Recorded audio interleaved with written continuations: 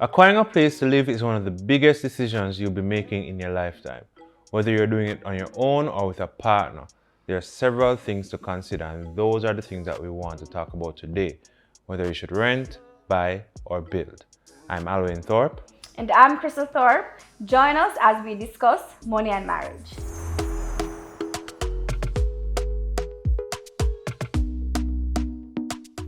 When making these decisions, you start to think about all the things that comes to mind, like how much is it that you need to spend, what bank has the best interest rates, how much deposit you need to save. All these things are vital indicators when taking that step to getting that property, right? But put money aside. Many are faced with the decision, whether they're going to be building or buying or even renting their dream home.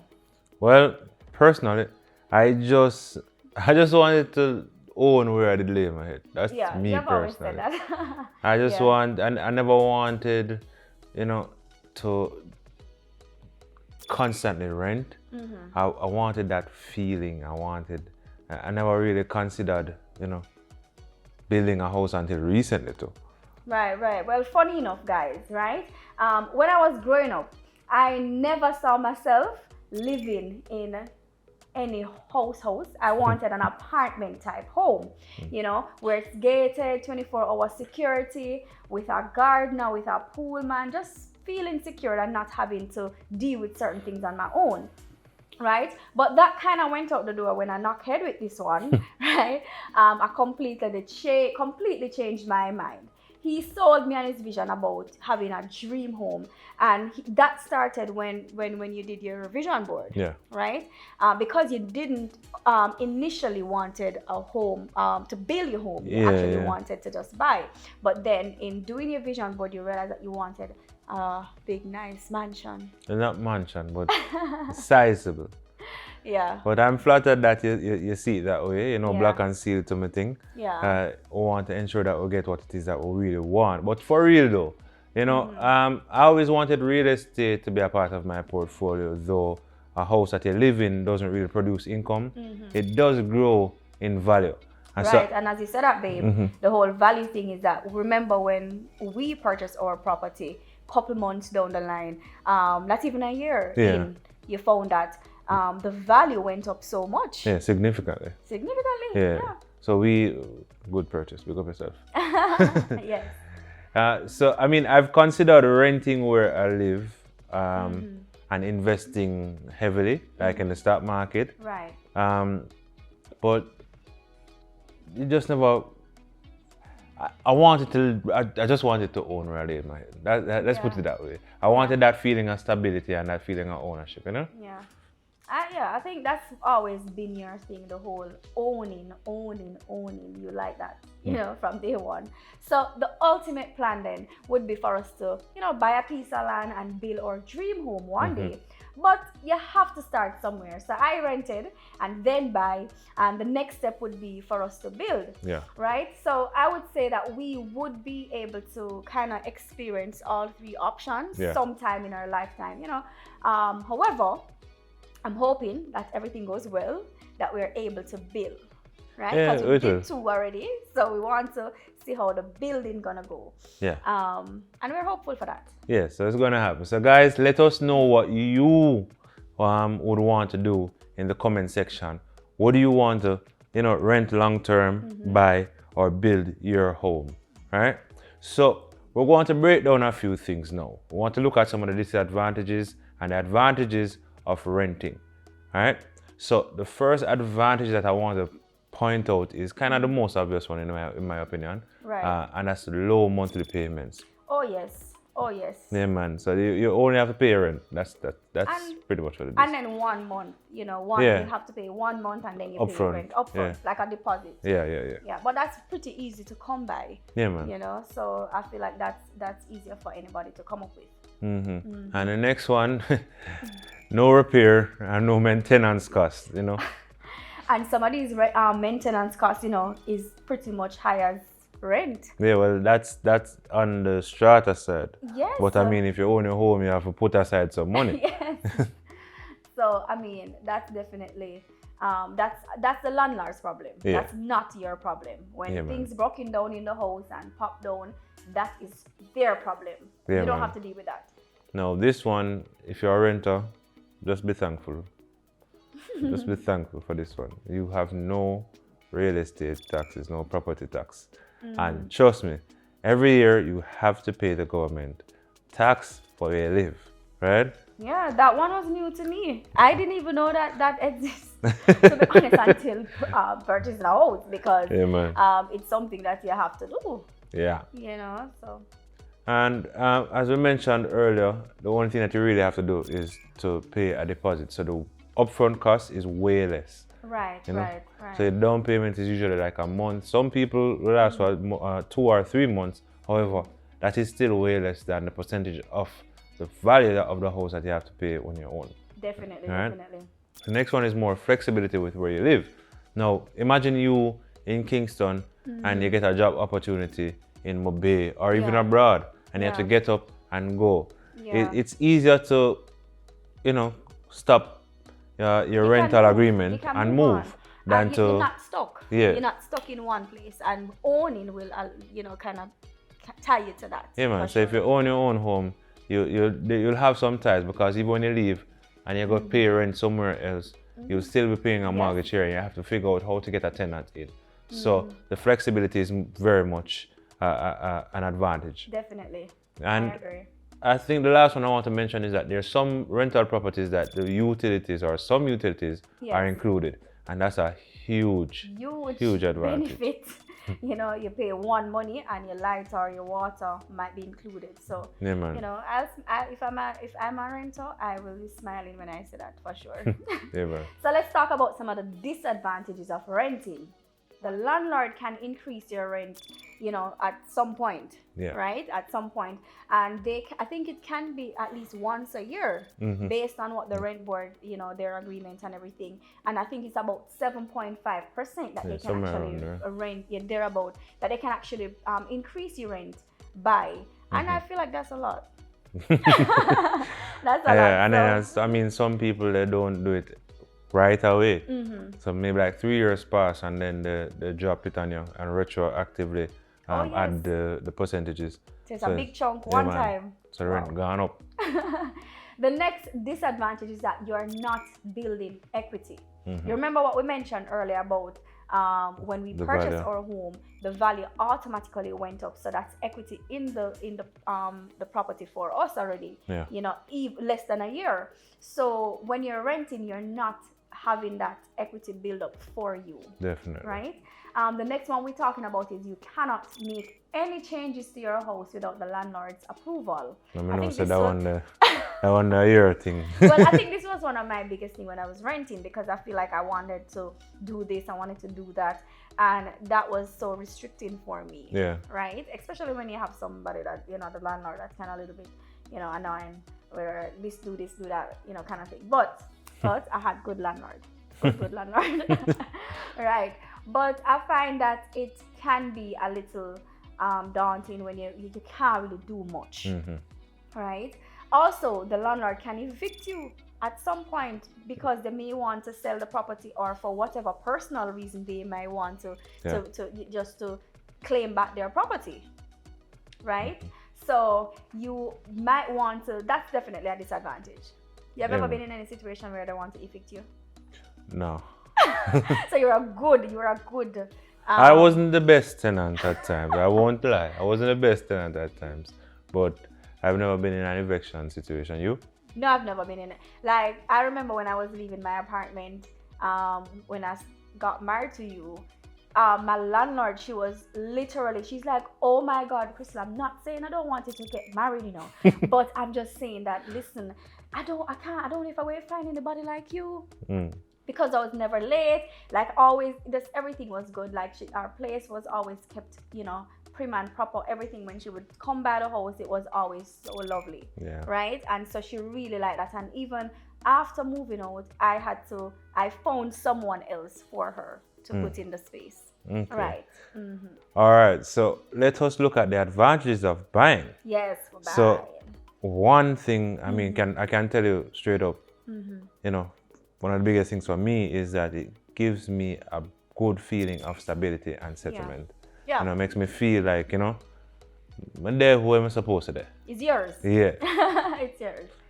And another one is a feeling of pride of owning a property. Anybody that, you know, first time owners, they always feel that real sense of Definitely. pride that they own where they live. Yeah. And trust me, I don't think there's no going around that. Yeah, that's definitely something that you will experience for sure when you buy. You know, that's yours. And at this point, I think Crystal is the one. Crystal love this one. The freedom to decorate it and Definitely. renovate any way you feel like. You know, that's something for Crystal. She does. Of course. You know what? When we came here, and there's certain things that I didn't like. I, went in and we pull out and put in. So that for me, I am my own landlord. I just do what I want to do, and that gave me comfort. So. Yeah, man. So and freedom to live how you want to live. Like I mean, you own your own home. You're not restricted by any rules of the landlord. Right. You know? Right. So you just live. You do you. Yeah. And then, most importantly, it is an investment. It's going up in value. It's increasing in value. Like Crystal mentioned, when we moved here, just because another a complex was being built close by, actually 2 complexes, and they sold much higher than we bought ours for. Yeah. The value of ours went even higher because our place is actually bigger than that. So those are good pluses. Those are good things, definitely. Those are definitely advantages. So let's jump into the disadvantages of buying, right? One, more responsibilities. Let me tell you, the maintenance, the repairs, all of those things are on you. Yeah. Right? So as I mentioned before, things popping down, you have to deal with it. It's your place. So man, them husbands, it's really on you. It's on you. It's on you to fix everything. And of course, a house is not a liquid asset, right? Yeah. So it does take a while to sell. So if for any reason you're in a spot and you said, you know what, I'm packing up and I'm leaving and I really need cash ASAP, you may think you can sell it in 6 months and the house can sit there on the market for a good 2 or even probably say over a year or 2 years. Especially because of the process. The process itself takes a while. That easy. So one, you have to find the person, and then the process itself is another time. It's a whole lot of time. So that in itself, you're not going to get cash right away, right? You also have to pay property tax. Yep. We did mention that earlier, which when comparing renting and buying, you have to pay these taxes. And there's no going around it. You own it now, it's yours, and you have to give the government what's due to them, right? The next thing is finding the upfront costs, which is generally hefty. Yeah, man. Right? Like a 10% of the 10%. value. So if it's a $20 million place you're buying, guess what? You need $2 million at least. And not only that, you need the closing cost, which is probably another 5 to 10%. Yeah. So it just depends. The lawyer has to get paid, the bank processing fee and all those stuff. And trust me, they run. They add up. They add up for sure. Yeah, they add up, right? And another thing is that you're having to do upgrades because you don't want your property to just run down. You have to keep it spruced up, keep it, zhuzh it up from time to time, right? So that's one thing that will be on you as well. Yeah, man. So you want to protect your investment. Definitely. So if the paint start running around, you want to buy paint and paint it over. If the roof going bad, that's a cost to one. Yes, but yeah, you gotta do it. Yeah, man. So let's look at the advantages of building. Now, one of the biggest things is that you get to build what you really want. Definitely. Yeah, and man. I love to hear that. Hey, I can just imagine when we start. Well, I'm hoping I don't get away like too much.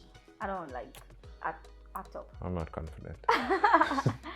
But anyways, the next one is that you can be sure of what you're getting in terms of quality material because you are able to choose. Definitely. So a lot of these developers, they tend to give you the lowest of the low, the cheapest thing for them. The cheapest. Yeah, man. So them will find the cheapest countertop, and you are paying for a premium countertop. The cost that the price of these places, they don't fit the quality that that's being put into them. Definitely, right? yeah. So you get to choose the best of the best to put in there. So another one is more customizable. You can actually customize things. Now my wife is very short, so who knows?